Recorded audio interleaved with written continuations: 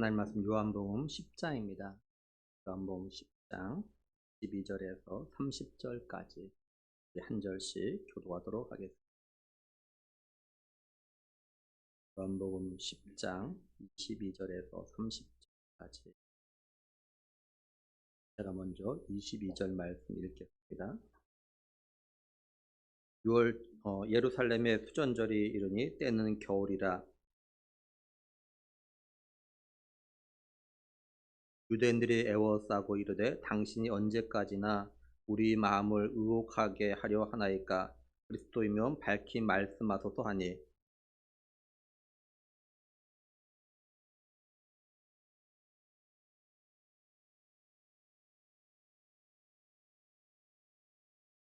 너희가 내 양이 아니므로 믿지 아니한도다.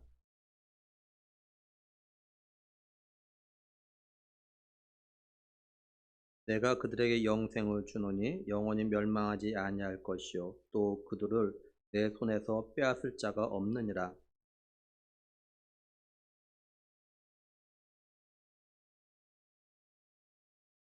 같이 보겠습니다. 나와 아버지는 하나이니라 하신대. 아멘. 오늘 말씀 22절을 보면요, 예루살렘의 수전절이 이르니 때는 겨울이라 이렇게 말씀을 해요. 그러니까 오늘 말씀은 수전절이 일어난 일입니다. 수전절이 뭐냐면 이제 유대인에게서 수전절이 어떤 날이냐면 한마디로 말하면 성전을 갖다가 봉헌하는 그런 절기입니다. BC 165년 167년경에 시리아의 안티오쿠스가 이제 그 예루살렘을 갖다가 점령했습니다. 그리고 어떻게 하냐면 예루살렘 성전을 갖다가 더럽혀요. 뭘로 더럽히냐면 돼지 피로 예루살렘 성전을 갖다가 더럽힙니다. 뿐만 아니라 유대인의 의식, 예를 들면 할례를 갖다가 불법이라고 하면서 할례를 갖다가 행하지 못하게 해요. 그리고 성전에다가 이방 신상을 갖다가 세웁니다. 또 자기 생일에 따라서 25일인데 매달 25일마다 성전에서 이방 신상에게 이제 제사를 드리도록 해요. 그러면서 종교를 선택하든지 죽음을 선택하든지 유대인들에게 강요를 합니다. 그러던 차에 BC 165년경에 이제 유다 마카비를 중심으로 해가지고 유대인들이 헬라화 정책에 이제 반기를 들어요. 그래서 예루살렘을 갖다가 수복을 합니다. 그러고 나서 예루살렘 성전을 갖다가 봉헌을 하면서 기쁨으로 드리는 어떤 절교로 이렇게 바뀝니다. 그래서 이 수전절에는 어떻게 하냐면 각 가정에서 8일 동안 이제 수전절을 지켜요. 유대역으로 9월 25일부터 태양력, 우리 달려고 하면은 11월에서 12월경에 이제 유대 종교력으로는 9월인데 9월 25일부터 8일 동안 이제 촛불을 켭니다. 하루에 하나씩 켜가지고 8일째 되는 날은 8개 촛불을 갖다 다 켜요. 그래서 빛의 축제라고도 이렇게 부릅니다. 그러니까 수전절은 하나님께서 지키라고 해서 지키는 그런 절기는 아닙니다. 이렇게 수전절 기간 동안에 예수님께서 이제 솔로몬 성전에 있는 솔로몬 행각을 갖다가 거느시게 되어졌어요. 예수님이 솔로몬 행각을 갖다가 거느시게 된 이유 가운데 하나는 뭐냐면 겨울이기 때문에 바람을 갖다 피할 수 있는 것이 그 행각이었습니다. 그래서 당시에 유대 랍비들이요 그 행각에서 겨울에 유대 백성들 갖다 가르치는 그런 일들이 있었다고 합니다. 이제 예수님께서 솔로몬 행각을 갖다 거니시는데 유대인들이 와가지고 예수님을 갖다가 애워싸는 겁니다. 그러고 나서 유대인들이 예수님에게 물어요. 뭐라고 묻냐면 24절 보면요. 유대인들이 애워싸고 이르되 당신이 언제까지 우리 마음을 의혹하게 하려 하나이까? 그리스도이면 밝히 말씀하소서 하니 이렇게 말씀을 해요. 유대인들의 질문을 갖다 한마디로 말하면 당신이 그리스도인지 아닌지 좀 분명히 말해달라라는 것이에요. 그러니까 이걸 보면은 유대인들은요 예수님이 하나님 보내신 메시아 그리스도일지 모른다라는 이런 생각을 갖다 가지고 있었던 겁니다. 근데 또 한편으로는 예수님이 하나님 보내신 메시아가 아닐지도 모른다는 생각도 가지고 있었어요. 왜냐하면 예를 들면 예수님께서 안식일에 남에서부터 앞을 못 보던 그 맹인을 갖다가 고치신 이런 걸 보면서 하나님 보내신 사람이 아니라고 또 이런 생각을 갖다가 가지고 있었던 겁니다. 그러니까 어떻게 보면은 예수님이 하나님 약속하신 메시아 같기도 하고, 근데 안식일 갖다가 어기는 거 보니까, 안식일 법을 갖다 어기는 거 보니까 또 아닌 것 같기도 하고, 그래서 이 유대인들이 예수님이 그리스도인가 아닌가에 대해서 이제 소위 말해서 헷갈리기 시작한 거예요. 우리가 여기서 좀 생각해 볼 것이 있습니다. 그게 뭐냐면 대부분의 유대인들은요, 하나님께서 약속하신 메시아를 갖다 기다리고 있었다는 거죠. 그래서 어떤 특별한 사람을 보면 혹시 메시아가 아닌가 이런 생각들을 가지고 있었습니다. 그 한 예로 세례 요한을 보고 이들이 뭐라고 그러냐면 당신 누구냐라고 당신 정체를 갖다 밝혀달라고 이야기했어요. 그래서 세례 요한이 뭐라고 대답했냐면요, 요한복음 1장 20절에 요한이 드러내어 말하고 숨기지 아니하니 드러내야 하는 말이 나는 그리스도가 아니라 한데, 이렇게 말씀을 해요. 그리고 예수님이 하시는 말씀이나 예수님이 행하시는 그 일들을 이렇게 보면 하나님이 약속하신 메시아 같은데, 그죠? 그런데 반면에 예수님은 유대인 자신들이 듣고 배운 율법대로 예수님이 하지 않는 거예요. 예를 들면 뭐 안식일법 어기는. 그러니까 자꾸 헷갈리는 거예요. 메시아 같기도 하고 아닌 것 같기도 하고. 근데 사실 유대인들이요, 예수님이 하나님 보내신 메시아인지 이거에 대해서 사실 더 이렇게 헷갈리는 진짜 이유가 있어요. 그 뭐냐면 이 유대인들은요, 하나님께서 약속하신 메시아, 다시 말해서 하나님께서 메시아를 보내시고자 하는 그런 의도, 그런 목적에 따른 메시아를 갖다 기다린 것이 아니라 자신들이 원하는 그런 메시아를 갖다 기다리고 있었기 때문에 오히려 더 헷갈렸던 겁니다. 사도 요한이요, 오늘 말씀의 배경을 갖다가 수전절이라고 말하는 이유가 있습니다. 다시 말해서 수전절에 유대인들이요, 예수님에게 와가지고 당신이 그리스도인지 아닌지 갖다 분명히 밝혀달라고 말하는 이유가 있어요.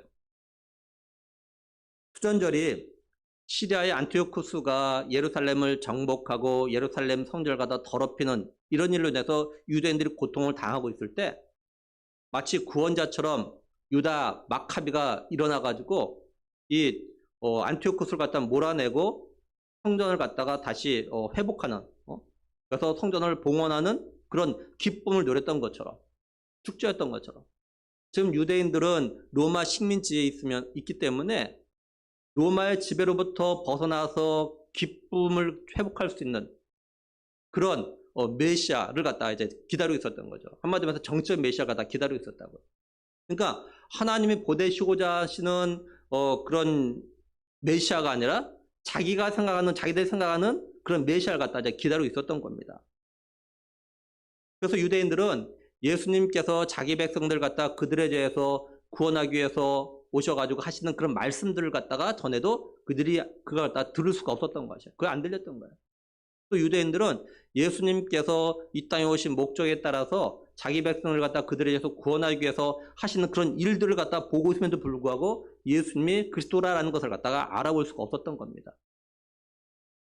한마디로 유대인들은요, 자신들이 듣고 싶은 것만 들으려고 했고, 자신들이 보고 싶은 것만 보려고 했고, 자신들이 믿고 싶은 것만 믿으려고 했던 겁니다. 그러다 보니까 그리스도로 오신 예수님이 하신 말씀을 들어도, 예수님이 하신 일을 봐도 예수님이 그리스도라는 것에 대해서 믿을 수가 없고 자꾸 의심을 갖다 하게 되었던 거죠. 이걸 오늘 우리들에게 스스로 적용해서 생각을 해볼 필요가 있는 거죠. 오늘 우리들도요, 내가 듣고 싶은 것만 들으려고 하고 내가 믿고 싶은 것만 믿으려고 하면요, 하나님께서 내게 하신 말씀을 갖다 들을 수가 없어요. 또 하나님께서 내게 보여주고자 하시는 걸 갖다가 볼 수가 없게 됩니다. 그래서 영적 맹인, 영적 귀머거리처럼 신앙생활을 갖다가 하게 되는 거예요. 그래서 하나님 말씀 아무리 들어도 그 말씀을 갖다가 말씀이 들리지가 않는 겁니다. 또 하나님 말씀 성경을 읽어도 잘 깨달지 못하는 그런 상태가 되어지는 거죠. 뿐만 아니라 내가 믿지 않음으로 인해서 구원을 갖다가 받지 못할 수도 있고, 또 은혜를 갖다 받지도 못하고, 또한 믿음대로 되어지는 그런 역사들, 그런 응답들 갖다가 경험하지 못하는 그런 일들이 생기는 거죠. 그래서 우리가 예배를 위해서, 특히 말씀을 듣는 일에 위해서 우리가 기도를 해야 되는 겁니다. 내가 믿음의 귀가 열리도록 기도를 해야 돼요. 내가 듣는 말씀의 귀를 통해서 내 마음 밖까지 떨어져가지고 마음에서 싹이 나고 열매를 맺을 수 있기 위해서 기도로 준비해야 되는 겁니다.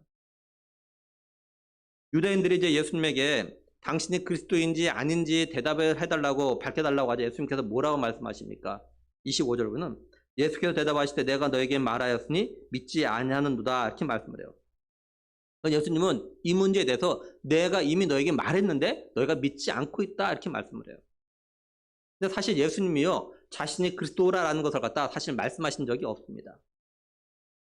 세례 요한이 예수님을 보고 세상 죄를 지우고 하는 하나님의 어린 양이로다 이렇게 이야기했어요. 그리고 세례 요한이 자기에게 세례를 받으러 오는 예수님에게 세례를 주었을 때 예수님께서 물에 들어갔다가 나오실 때 성령이 비둘기같이 예수님 위에 내리는 것을 보면서 예수님이 하나님의 아들이라는 것을 갖다가 알았다라고 이렇게 이야기했다고요. 이 소리를 들은 세례 요한의 제자였던 안드레가 예수님 갖다가 만나보고 나서 자신의 형제 시몬 베드로가 가가지고 내가 메시아를 만났다 이렇게 이야기했을 뿐입니다. 그런데 예수님은 자신이 이미 내가 그리스도라는 것 갖다 말했다 지금 이렇게 이야기하고 계셔요. 그렇다면 예수님 자신이 그리스도라는 걸 갖다 말씀하셨다는 게 뭘 말하는 걸까요? 예수님은 자신이 그리스도라는 걸 갖다 어떻게 말씀하신 걸까요? 25절을 계속 보면 내가 아버지의 이름으로 행하는 일들이 나를 증거하는 것이거늘 이렇게 말씀을 하죠. 무슨 말이냐면 예수님은요 비록 자신이 직접적으로 자신이 그리스도라는 것 갖다 말하지 않았지만 내가 하나님의 이름으로 하는 그 모든 일들이 내가 누군지를 갖다가 증명하는 것이다 이렇게 말씀하고 계십니다. 그러니까 예수님은 자신이 지금까지 했던 모든 일들 예를 들면 그죠? 요한복음에서 우리 살펴봤듯이 가나 혼인잔치에서 물을 갖다 포도주로 이렇게 바꾸신 일들, 또 성전을 갖다 정화하신 일들, 또 왕의 신하의 아들이 거의 죽을 병에 걸렸는데 그 아들 갖다 고치신 일들, 또 베데스다 연못에서 이제 38년 된 병자를 갖다 고치신 일들, 오병이어의 기적들, 또 안식일에 나면서부터 맹인의 사람을 갖다 고쳤던 이런 일들, 이 모든 일들이 결국 예수님 자신이 누군지를 갖다가 증거하는 그런 일이었다라고 이렇게 말씀하고 계신 겁니다. 예수님이 뭐라고 하셨냐면요. 요한복음 5장 36절에서 내게는 요한의 증거보다 더 큰 증거가 있으니 아버지께서 내게 주사 이루게 하시는 역사 곧 내가 하는 그 역사가 아버지께서 나를 보내신 것을 나를 위하여 증언하는 것이요 이렇게 말씀을 해요. 그러니까 예수님은 자신이 지금까지 했던 그 모든 일들이 결국 내가 하나님으로부터 왔다라는 것, 하나님 나를 보내서 왔다라는 것을 갖다가 증거해주는 그런 일이라는 겁니다. 그러니까 말로 내가 그리스도라고 말을 해서 알고 믿는 게 아니라는 거죠. 18세기 미국의 영적 대각성을 갖다 일으켰던 조나단 에드워드가 있습니다. 이 조나단 에드워드는요 거미를 보고 하나님이 계심을 갖다 믿었다예요. 어느 날 거미를 보니까 거미가 거미줄을 쫙 내는 겁니다. 근데 그 거미줄 갖다 만들었는데 거기에 곤충들이 걸려요. 그렇죠. 얼마나 팽팽하게 잘했기에 곤충들이 거기 걸려가지고 움짝달싹 못하고. 근데 거미가 그때 가서 그걸 갖다 잡아먹는 걸 보면서 야 어떻게 거미가 저렇게 할 수 있을까? 이걸 보니까 하나님이 계시구나 이렇게 알았대요. 그러니까 하나님 믿었답니다. 이처럼 예수님은 자신이 그리스도라는 걸 갖다 드러냈지만 유대인들이 아직도 예수님 갖다 믿지 못하는 이거에 대해서 뭐라고 말씀하시냐? 26절에 너희가 내 양이 아니므로 믿지 아니하노다 이렇게 말씀을 해요. 이 말씀은 예수님의 양들은 예수님이 누군지 알기 때문에 예수님이 하시는 그 일들을 보고 예수님이 그리스도라는 것을 갖다가 안다는 거, 알고 믿는다는 겁니다. 결국 예수님의 이 말씀은 누구든지 예수님이 누군지를 알면은 예수님을 갖다 믿게 된다라고 말씀하고 계신 거예요. 예수님이 굳이 내가 그리스도라는 것을 갖다 말하지 않아도 예수님을 아는 사람들은 예수님이 행하신 그 일들을 통해서 예수님이 그리스도라는 것을 갖다가 알고 믿게 된다는 거죠. 다른 말로 하면 예수님에게 속한 자는 예수님이 하신 일을 보고 예수님 갖다 믿게 된다는 거예요. 예수님은 다시 예수님 자신과 양의 관계를 갖다 또 말씀하십니다. 27절에요. 내 양은 내 음성을 들으며 나는 그들을 알며 그들은 나를 따르느니라 이렇게 말씀을 해요. 먼저 예수님은요. 자신의 양들은 예수님 자신의 음성을 갖다 듣는다 이렇게 말씀하죠. 여기 음성이란 헬라어 단어가 가지고 있는 이 의미가 뭐냐면요. 어떤 의도가 있는 말 이런 뜻이야 이게 어떤 의도가 있는. 그러니까 양들이요. 자기 목자의 음성을 듣고 알아듣는다는 게 뭐냐면 우리 목자의 음성이다. 단지 이걸 갖다 말하는 것이 아니에요. 우리 목자가 음성을 듣고 이 소리는 뭔가 의도가 있는 어떤 뜻이 있는 소리다. 이렇게 이걸 알아듣는다는 거죠. 다시 말하면 양이 목자의 음성을 듣고 목자가 자신들에게 뭘 원하는지, 뭘 어떻게 바라는지 그걸 다 알아듣고 그대로 따른다라는 것이야. 그 음성이 말이 그런 의미가 갖고 있는 거야, 헬라어로. 그러니까 예수님의 양들은 예수님의 그 말씀이 무슨 말씀 하시면 예수님이 그 말씀하시는 의도가 뭔지, 그걸 갖다 왜 말씀하신지, 또 나에게 뭘 바라시는지 이걸 갖다 알아듣는다는 거예요. 예수님의 양들은. 우리가 여기서 우리 자신들에게 좀 질문 던져봐야겠죠. 나는 예수님의 양인가? 나는 예수님의 음성을 갖다 듣는가? 나는 예수님의 말씀을 들으면서 예수님께서 그 말씀을 통해서 말씀에 그 담긴 의도가 뭔지, 왜 그런 말씀하신지, 내게 뭘 바라시는지 이걸 갖다 나는 생각하면서 그걸 갖다 알려고 귀를 기울여 듣는 건지. 뭐 다시 이야기한다면 나는 성경을 읽으면서 하나님께서 왜 이런 말씀하셨을까? 예수님께서 왜 이런 말씀하시고 왜 이렇게 행동하셨을까?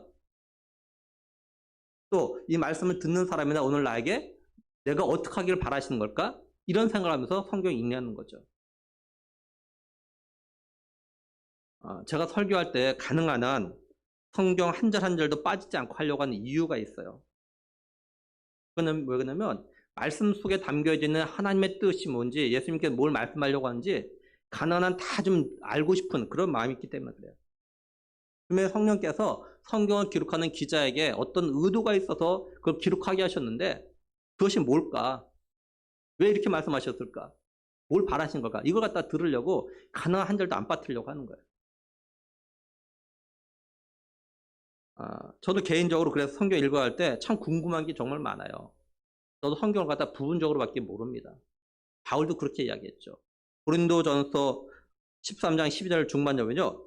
지금은 내가 부분적으로 아나. 부분적으로 안다. 다 아는 것이 아니다. 근데 그때는 다시 말해서 예수님이 이 땅에 다시 오실 때는 주께서 나를 아신 것처럼 내가 온전히 알려라 이렇게 말씀해요. 우리는 사실은요. 누구든지 전체적으로 다 알 수가 없어. 부분적으로밖에 몰라요. 그래서 성경 읽어가면서 저도 궁금한 것이 너무 많아요. 모르는 것도 너무 많고요. 이해가 안 되는 거 많아요. 그래서 성경 읽어가다가 이해가 안 되는 부분 궁금한 거 있으면요. 성경 옆에 메모한 란이 있어요. 옆에다가 기록합니다. 하나님께서 왜 이렇게 이야기하셨을까? 바울은 왜 이렇게 했을까? 때로는 내가 읽어가면서 깨달았던 것들, 은혜 받았던 것들, 그걸 갖다 또 기록을 합니다. 그러면서 하나님과 좀 더 깊은 관계를 들어가죠. 그러면 그만큼 더 은혜를 갖다 경험하게 되고 더 기쁨이 있고 감사가 있어요. 그러면서 더 말씀에 따라 살아가려고 노력을 하는 거죠. 그러니까 여러분들도 설교를 들을 때 또는 여러분 개인적으로 성경 읽어 나갈 때요. 그죠? 하나님의 음성 또한 예수님의 음성을 갖다 듣기 위해서 한번 노력을 해보세요. 때로는 성경에다, 때로는 노트에다가 여러분들 성경 읽어가고 또 들어가다가 은혜 받았던 것들, 또한 깨달은 것들, 또는 이해가 안 되는 것들 이렇게 기록하는 거예요. 뭐 예를 들면 하나님께서 왜 이런 말씀하셨을까? 그걸 기록해 놓고 그걸 갖다 이렇게 묵상해 보는 거예요. 아니 왜 이렇게 이런 말씀하셨을까? 예수님 왜 이렇게 행동하셨을까? 그 기도하면서 물어보는 거예요. 하나님 왜 이렇게 하셨는 겁니까? 도대체 여기 담긴 뜻이 무엇입니까? 그러면 그 문제 가지고 계속 이렇게 묵상하면서 기도하면 어느 순간 성령께서 깨닫게 하셔요. 그럼 그때 정말 기쁨이 있지.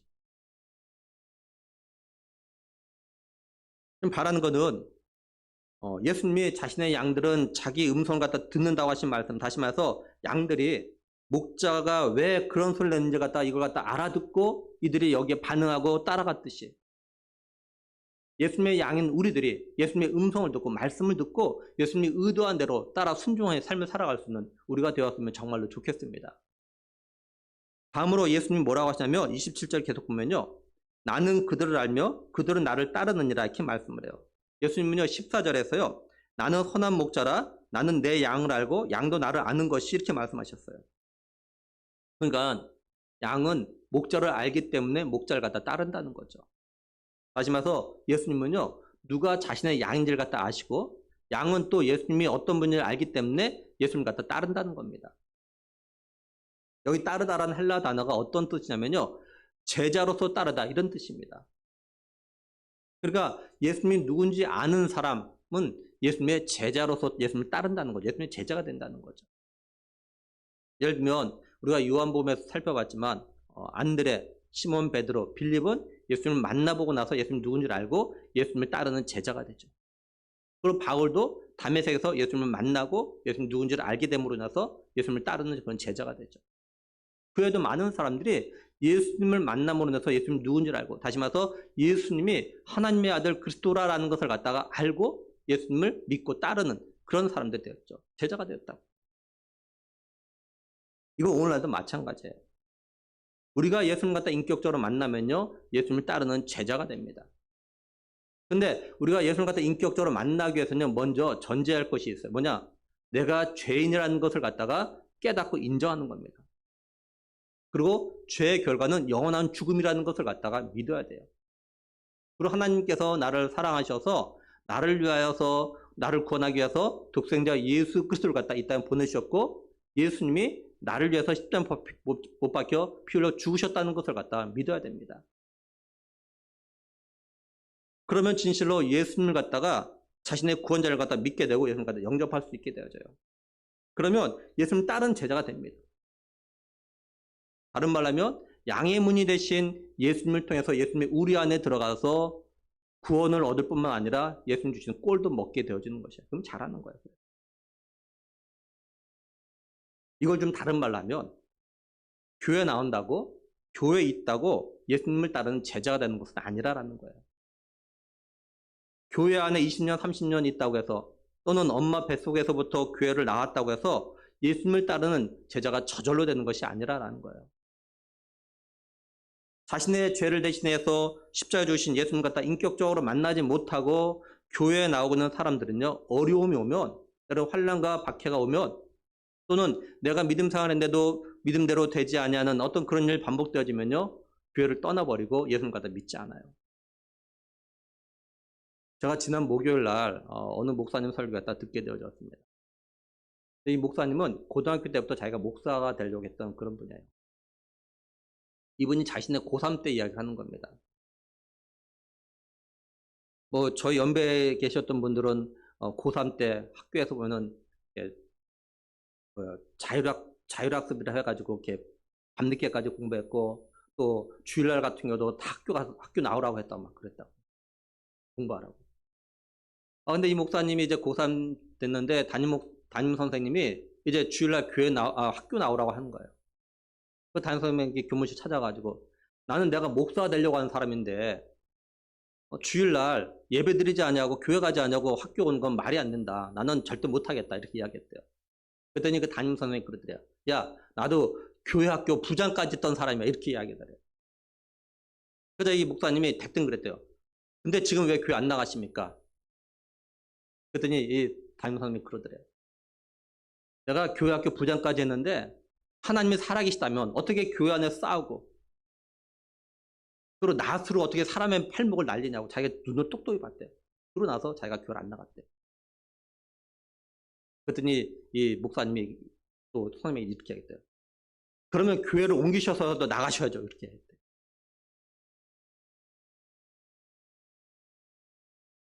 오늘날 교회를 떠나는 많은 사람들 가운데는 교회 문제 때문에, 또 교회에서 갈등 때문에, 다툼 때문에, 또 말씀드린 대로 삶의 어려움이 계속되어지니까 교회를 갖다 떠나고, 그러다 예수님을 갖다 버리는 그런 일들이 많아요. 근데 이게 단순히 교회만 떠나는 것이 아니라 믿음도 버린다는 거죠. 왜 그러냐? 이런 사람은요, 예수님을 갖다 인격적으로 만나지 못한 상태에서 교회 안에 있었기 때문에 그래요. 정말로 예수님이 자신의 구원자라는 것을 갖다 믿고 예수님을 인격적으로 만난 사람은 설령 교회를 옮기더라도 예수님을 믿는 일을 갖다 버리지 않죠. 교회를 나가죠. 그러니까 알 수 있는 거예요. 정말로 예수님을 만난 사람인지 아닌지 그런 걸로 알 수 있는 겁니다. 그러나 아직 예수님 갖다 인격적으로 만나지 못해서도 교회 안에 있다는 것은 어떤 면에서는 다행입니다. 왜냐하면 하나님 말씀을 갖다가 들을 수 있고 예수님 갖다 만날 수 있는 그런 기회가 계속 주어지기 때문이죠. 그리고 근데 교회를 떠나면요, 예수님 만날 기회가 정말 줄어들어요. 물론 요즘 인터넷이 발달돼서 자기가 원하면 언제든지 설교도 듣고 뭐 온라인 예배도 참여할 수 있습니다. 그래도 교회를 떠나면 자기 스스로 설교를 듣거나 온라인 예배를 듣는 건 쉽지가 않아요. 물론 예수님을 갖다 인격적으로 만난 사람은 어떤 일이 있어도 어떻게 하든지 간에 자신의 이 믿음을 갖다 지키려고, 그죠? 믿음의 삶을 살려고, 예수님의 제자로 살려고 분명히 노력을 합니다. 인격을 만난 사람. 그러면 예수님은 자신의 음성을 듣고 자신을 따르는 양들에게 어떻게 하신다고 말씀합니까?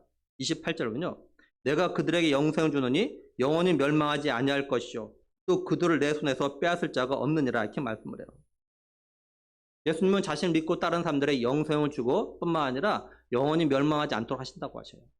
뿐만 아니라 어느 누구에게도 무슨 일이 있어도 자기의 양들, 자기를 따르는 사람을 갖다가 빼앗기지 않는다라고 하십니다. 예수님의 이 말씀은 어떤 의미가 있냐? 예수님의 양을 갖다 빼앗는 존재가 있다는 것을 갖다 또한 전제로 하고 있는 거죠. 예를 들면 도둑이나 강도 같은 그런 존재가 있어요. 누가복음 8장 12절에 보면요. 길가에 있다는 것은 말씀을 들은 자니 이에 마귀가 와서 그들이 믿어 구원을 얻지 못하게 하려고 말씀을 그 마음에서 빼앗는 것이요. 빼앗는 존재가 있다. 또 마태복음 24장 24절에 거짓 그리스도들과 거짓 선자들이 일어나 큰 표적과 기사를 보여 할 수만 있으면 택하신 자들도 미혹하리라 이렇게 말씀을 해요. 그러니까 이 땅에는요. 우리가 살고 있는 것은 예수님의 택하신 양들, 성도를 갖다가 미혹하고 빼앗는 그런 존재들이 있다는 거죠. 근데 예수님은 자신의 음성을 듣고 예수님 자신을 갖다 구원자로 영접한 사람, 그리고 예수님의 양이 되어서 예수님을 따르는 제자가 된 사람은요, 절대로 빼앗기지 않겠다라고 하십니다. 예수님이 이걸 갖다 또다시 어떻게 표현하고 계시냐? 29절에 그들을 주신 내 아버지는 만물보다 크심에 아무도 아버지의 손에서 빼앗을 수 없느니라 이렇게 말씀을 해요. 예수님의 음성을 듣고 예수님을 따르는 사람을 갖다 누가 예수님에게 줬느냐? 바로 만물보다 크신 하나님께 주셨다라는 겁니다. 하나님께서 만물보다 크신데 감히 어느 누가 하나님 손에서 이들 갖다 빼앗을 수 있겠어요? 예수님께 또 뭐라고 하시냐? 30절에 나와 아버지는 하나이니라 이렇게 말씀을 해요. 결국 예수님 자신이 만물보다 크신 분이라는 거죠. 그러니까 어느 누구도 예수님의 손에서 예수님의 양들, 예수님을 따른 제자들 갖다가 뺏을 수 없다라고 말씀하고 계신 겁니다. 하나님도 이사야 선지자를 통해서 하나님 택한 백성들에 대해서 뭐라고 말씀하셨냐면요. 이사야 43장 1절 2절 보면은 야곱아 너를 창조하신 여호와께서 지금 말씀하시니라 이스라엘아 너를 지으신 이가 말씀하시느니라 너는 두려워하지 말라 내가 너를 구속하였고 내가 너를 지명하여 불렀나니 너는 내 것이라 내가 물 가운데로 지날 때 내가 너와 함께 할 것이라 강을 건널 때 물이 너를 침몰하지 못할 것이며 내가 불 가운데로 지날 때 타지도 아니할 것이요 불꽃이 너를 사르지도 못하리니 이렇게 말씀을 해요. 한마디로 하나님께서 자신의 택한 백성은 무슨 일이 있어도 책임지시고 보호하신다라는 거죠. 네, 내 거니까. 좀 더 쉽게 이야기하면 이런 거 아니겠습니까? 일반적으로 우리 정상적인 부모는 어떠냐면요. 비록 내가 힘이 없고 약하지만 누군가가 내 자녀를 갖다 빼앗으려고 하면 가만히 있습니까? 목숨을 걸고 그 자녀를 갖다 지키려고 하잖아요. 목숨을 걸고. 하물며 만물보다 크신 예수님께서 자신의 양을, 자신을 따르는 제자들을, 성도들 갖다가 무슨 일이 있어도 빼앗기지 않는 건 당연한 거죠. 결국 이건 예수님께서 자기 백성들을 그들에 대해서 구원하시기 위해서 십자가 못 박혀 피 흘려 죽으실 걸 갖다 말씀하고 있는 겁니다. 예수님께서는요, 죄와 죽음이 자신의 택한 백성들 갖다가 빼앗지 못하도록 십자가에서 피 흘려 죽으셨다가 다시 부활하실 걸 갖다가 말씀하신 것이에요. 만약에 예수님께서 자기 백성들 위해서 십자가 못 박혀 피 흘려 죽으셨는데 부활하지 못하셨다면 죄와 죽음에 지는 것이 되잖아요. 그러니까 예수님께서 우리의 죄를 위해서 십자가 못 박혀 피 흘리셨다가 다시 부활하실 것을 말씀대로 부활하실 것 갖다가 말씀하신 겁니다. 그러니까 예수님은요 절대로 자신을 믿고 따르는 백성들, 자신의 택한 백성을 갖다가 빼앗기지 않으신다는 거죠. 빼앗기지 않으셨고요 또 다시. 우리가 이걸 믿으면 부활의 소망을 가지고 어떤 어려움과 고난 앞에서도 믿음으로 이기며 승리한 삶을 갖다가 살아갈 수 있는 거예요. 우리가 이걸 믿으면 끝까지 믿음의 선한 싸움을 싸우고 내가 달려갈 길을 갖다 최선을 다해서 달려가는 겁니다. 한마디로 말하면 오직 나의 의는 믿음으로 말미암아 살리라는 이 말씀에 따라서 믿음으로 살려고 몸부림을 하는 거죠. 여러분 몸부림 뭔지 알죠? 몸부림 뭔지. 저는 목사로서 예배드린 일에 몸부림을 합니다. 정말 저를 비롯해서 우리 교회에서 같이 신앙하는 모든 이들이 하나님 받으시는 그런 예배자가 될 수 있기 위해서 정말 몸부림을 해요. 그래서 가능하면 예배당에 나와서 예배를 드리라고 하는 겁니다. 가능하면 한 분이라도 예배당에 나와서 예배를 드릴 수 있도록 하기 위해서 몸부림을 해요. 특히 제가 새벽 기도회 때 이 사역을 갖다 말씀을 나누면서 제가 도전받은 게 있죠. 우리가 하나님 앞에 예배를 드린다고 하면서 잘못하면은 하나님을 모욕하는 예배가 될 수 있다는 이 말씀을 굉장히 도전을 받아서 그때 더 정신 차리고 예배에 집중합니다. 정말 내가 드린 예배가 하나님 받으신 그런 예배가 될 수 있도록 우리 교회에서 신앙생활 모든 이들이 정말 예배 드릴 때 그 예배가 하나님 받으신 그런 예배 되도록 하나님 예배 드린다고 하면서 하나님 모독하는 예배가 되지 않기 위해서 정말 몸부림하며 애를 씁니다. 어제는 이른 아침에 이제 교회에 오면서 이제 오늘 주일 예배를 갖다 자꾸 생각하면서 오게 되어졌어요. 왔어요. 그런 가운데 제 마음에 이런 생각이 드는 거예요. 우리가 하나님 앞에 예배를 드린다고 하면서 하나님 모독한 예배를 드릴 바에는 차라리 예배를 안 드리는 게 낫겠다. 이런 생각이 드는 거예요. 그렇지 않겠습니까? 하나님을 기쁘시게 하려고 은혜 감사하려고 예배들이 나왔는데 그런 예배가 되지 않냐고 하나님 기분 나쁘게 한 예배 드릴 바에는 차라리 안 드리는 게 낫잖아요. 우리가 온라인으로 예배를 드려도요. 마음과 정성을 다해서 영과 진리로 예배를 드리면 참 괜찮습니다. 그런데 사실 예배당에 나와서 예배 드리는 것보다 온라인으로 들 때는요. 예배 집중하는 것 생각보다 쉽지는 않을 겁니다. 하나님께 예배 드린다고 하면서 딴 생각하거나 자리를 이동하거나 가족과 이야기하거나 뭐 전화 받거나 뭐 이러다 보면 예배에 집중할 수가 없어 사실은. 까닭 잘못하면은 하나님 앞에 예배한다고 하면서 하나님의 마음을 상하게 하는 그런 예배. 그런 예배가 될 수 있다. 물론 예배당에 나와서 예배 드린다고 해서 다 온전하게 드리는 그런 예배는 아닐 수 있어요. 그러니까 우리가 하나님 앞에 예배 드릴 때는요. 좀 하나님 받으신 그런 예배가 될 수 있도록 몸부림을 해야 되는 거죠. 우리 한번 생각해 봤으면 좋겠습니다. 내가 제대로 된 믿음의 삶을 살려고 몸부림하고 있는 게 뭐가 있는가? 내가 정말 그리스도인으로서 예수님 따르는 제자로서 예수님의 양으로서 내가 믿음에 살려고 몸부림하는 게 지금 뭐가 있는가? 내가 매일 성경을 갖다 규칙적으로 읽으려고 내가 어떤 몸부림을 하고 있는가? 내가 매일 기도를 갖다 규칙적으로 하려고 내가 어떤 몸부림을 하고 있는가?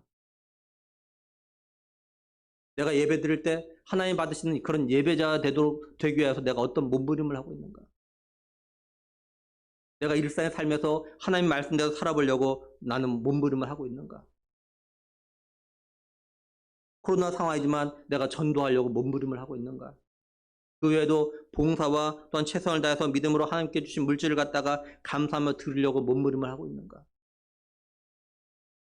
육체의 삶에 대해서는 그렇게 몸부림을 하는데 내가 믿음의 삶, 예배의 삶 이런 삶에 대해서는 내가 얼마나 몸부림을 하고 있는가 한번 우리 좀 돌아보자는 거죠. 근데 우리가 또 기억할 것이 있습니다. 그게 뭐냐면 누가 진실로 예수님을 믿고 따르는 양인지 지금 알 수 없다는 거예요. 무슨 말이냐면 지금 예수님을 갖다 잘 따른다고 해서 나중에 어떤 환난이나 박해와 어려움이 오면 이런 일어나도 예수님을 갖다가 떠나지 아니하고 따른다라고 장담할 수 있는 사람이 사실 없다는 거예요. 우리가 아무 일 없을 때는요 얼마든지 장담할 수 있습니다. 예를 들면 베드로가 그죠? 자신에게 위협이 없을 때 그럴 때는요 내가 죽을지언정 예수님을 부인하지 않겠다고 그렇게 장담했다고요. 근데 자신에게 위협이 올 때 그런 장담한 지 얼마 되지 않아서 예수님 모른다고 부인하죠. 또 앞에서 말씀드렸던 그 어느 목사님의 그 고등학교 3학년 담임 선생님처럼 교회학교 부장까지 했지만 교회에서 싸우는 걸 보고 교회만 안 나가는 것이 아니라 믿음을 버리는 이런 일들이 있다. 또 성경에서도 제가 몇 번 말씀드렸지만요 데마 같은 사람이 있어요. 바울이 자신의 영적 아들 디모데에게 보낸 편지 디모데후서 4장 10절에 보면 데마는 이 세상을 사랑하여 나를 버리고 데살로니가로 갔고 이렇게 말씀을 하죠. 근데 바울이 쓴 이전 편지인 골로새서 4장 14절 보면 사랑받는 의사한 누가와 또 데마가 너에게 문안하니라. 우리 빌레몬서 1장 24절에 또한 나의 동역자 마가 아리스타고 데마 누가가 문안하니라 이렇게 말씀을 해요. 성경학자들은요 골로새서와 빌레몬은 바울이 약 60년경에 쓴 것으로 보고 있습니다. 반면에 디모데후서는 약 63년경에 쓴 걸로 보고 있어요. 도대체 3년 사이에 데마에게 어떤 일이 있었길래 세상을 사랑해서 바울을 버리고 떠나갔을까라는 거죠. 바울을 버리고 떠나갔다는 것이 단순하게 그냥 바울 개인적인 관계 속에서 떠났단 말이 아니라 믿음을 버렸다는 말이에요. 이 말은. 그렇게 바울과 함께 선교 사역을 했던 그런 동역자가, 쉽게 말해서 목사가 도대체 무슨 일이 있었길래 교회만 사임하는 것이 아니라 아예 예수님을 갖다 안 믿는 그런 일이 생겼을까라는 거죠. 이 말은.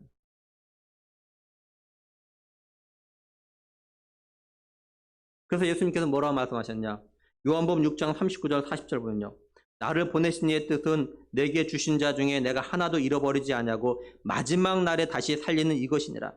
내 아버지의 뜻은 아들을 보고 믿는 자마다 영생을 얻는 이것이니 마지막 날에 내가 이를 다시 살리리라 하시니라. 54절에 내 살을 먹고 내 피를 마신 자는 영생을 가졌고 마지막 날에 내가 그를 다시 살리리니 이렇게 말씀하죠. 말씀을 잘 보면 예수님께서 강조하시면 반복하는 건 뭡니까? 마지막 날에 내가 다시 살리겠다.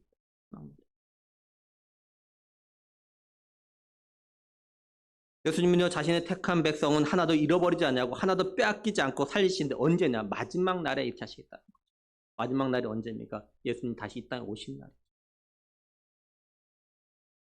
그러니까 우리의 믿음이 진실한 믿음이라면요, 우리가 예수님 앞에 가는 그날까지 또는 예수님 이 땅에 오시는 그날까지 이 믿음을 그대로 가지고 있어야 된다는 거죠. 믿음이 변하면 안 된다는 거죠. 어떤 일이 있어도, 무슨 일이 있어도 이 믿음 그대로 가지고 있어야 되는 거죠. 그래서 예수님께서 끝까지 견딘 자는 구원 받을 거다 이렇게 말씀하셨다. 그러니까 생각보다 많은 사람들이 끝까지 견디지 못한다는 거예요. 어떤 이유, 어떤 문제, 어떤 일로 인해서 믿음 살다가 중간에 그만둔다는 거죠. 그래서 끝까지 견딘 자는 구원 받을 거다 이렇게 말씀하셨다고.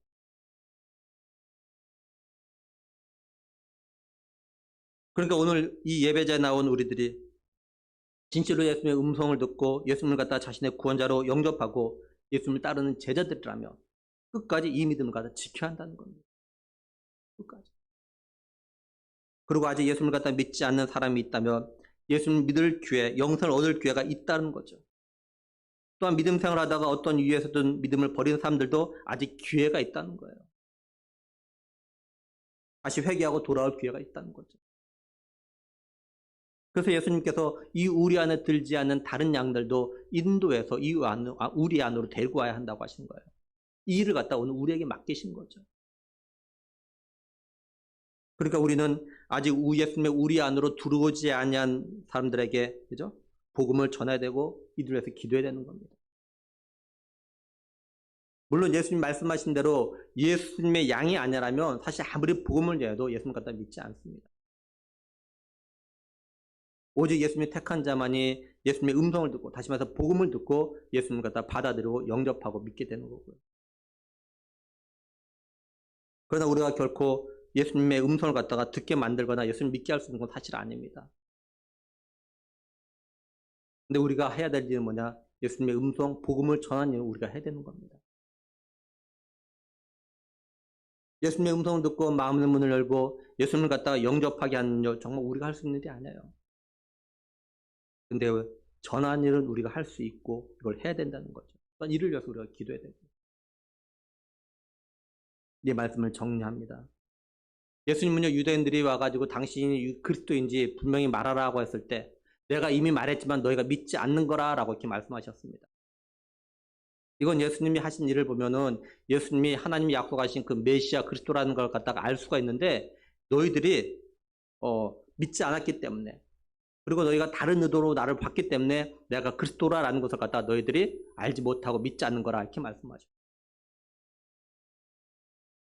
예수님은 자신의 양들은 자신의 음성을 듣고 또 예수님은 자신의 양들 갖다 아신다고 하셨습니다. 예수님은 양들은 예수님의 음성을 듣고 예수님 갖다 따른다라고 하셨어요. 우리 예수님은요 절대로 자기 양들 갖다가 빼앗기지 않겠다라고 하셨습니다. 예수님은 십자가에서 죽으시고 부활하심으로 자기 백성들 갖다가 죄와 죽음에 빼앗기지 않으셨습니다. 그래서 예수님께서는요 반드시 마지막 날에 자기 백성을 갖다가 다시 살리시겠다라고 이렇게 말씀하셨어요. 간절히 바라기는 우리의 선한 목자 되신 예수님의 양인 우리들을 위해서 십자가에서 피 흘려 죽으셨다가 부활하심으로 우리를 갖다가 죄와 죽음에 빼앗기지 않으시고 구원하시고 영생을 주신 주님의 그 은혜에 우리가 감사하는 그런 삶을 살아갈 수 있길 정말 원합니다. 그리고 남은 삶을 갖다가 예수님을 믿음으로 인내하며 끝까지 승리의 삶을 살아가는 우리 모두가 될 수 있기를 우리의 선한 목자 되신 예수 그리스도의 이름으로 간절히 축원합니다. 기도하시겠습니다. 하나님 아버지 정말 감사합니다. 우리를 하나님의 택한 백성 자녀 삼으시고 우리를 예수님의 양으로 택하여 부르시며 주의 음성을 갖다 들을 수 있고 주를 따르는 그런 삶 살아갈 수 있게 하심을 감사함을 드립니다. 하나님 아버지, 우리가 받은 이 은혜 기억하면서 우리의 남은 삶, 우리의 선한 목자 되신 예수님의 그 음성을 잘 듣고 잘 따라가며 또 우리에게 부탁하신 일, 아직 이 우리 안에 들지 아니한 다른 양들이 있다는 것, 그 양들도 인도해서 이 우리 안으로 데리고 와서 한 목자를 따르게 해야 된다라는 그 말씀을 우리가 마음에 깊이 새기면서 우리가 예수 그리스도를 복음을 전하는 그런 전도자의 삶을 살아가다가 훗날 주님 앞에 갔을 때 주님께 주신 그 영광스러움을 같이 누리며 주님이 우리에게 베풀어 놓으신 그 천국의 그 왕의 자리에 같이 예수님과 더불어서 누리는 그런 소망을 바라보면서 남은 삶 더욱더 믿음으로 끝까지 승리의 삶을 살아가길 바라는 하나님의 귀한 성도들에게 더욱더 은혜 주셔서 무슨 일이 있어도 믿음 변치 아니하고 끝까지 아버지며 믿음의 선한 싸움을 싸울 수 있는 그런 은혜를 베풀어 주시길 간절히 원하옵고 우리 주 예수 그리스도 이름으로 기도드리옵나이다. 아멘.